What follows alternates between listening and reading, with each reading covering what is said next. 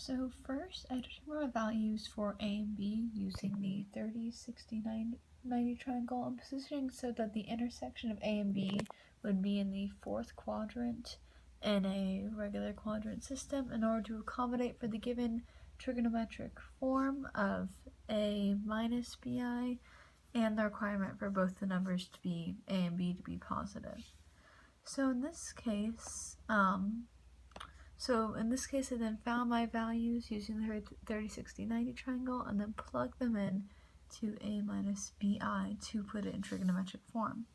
So after converting it to this form, I then converted it to polar form, for which two things were necessary. First, R, or the distance from 0. So I found this by finding C and this, which ended up being 24, which equals R. In this case, this would be the origin here.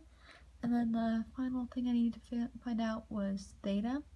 And theta here for this triangle is 30, but that is a negative angle coming from the x-axis, so I subtracted that from 360 in order to get the positive angle, and then I had it in polar form. So now, after I converted z to polar form, I then used de Moivre's theorem to find z to the 7th and the 5th root of z. So, in de Moivre's theorem, it is stated that that z to the n is equal to r to the n times cis, which equals cosine plus I sine.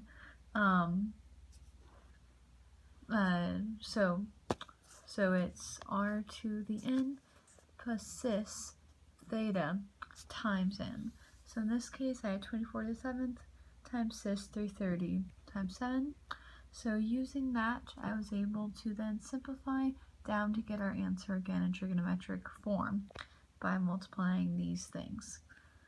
So now in order to solve for the 5th root of z, I did the same process, except basically it is 1 over 5, z to the 1 over 5, but in this case we just take root 5 and then we multiply it by the fraction 1 over 5, which is basically dividing by 5.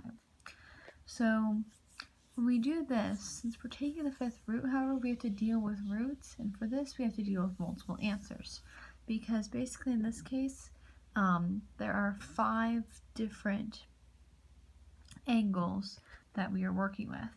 So we find 330 divided by 5, which is equal to 66, and that is our first answer, but there are 4 other answers. So in order to find those, we take that original 66 plus 360 over 5, which would divide to equal 72, or the angle between each of the 5 solutions or angles. So we do this, we get these 5 angles, which are, and these are all 5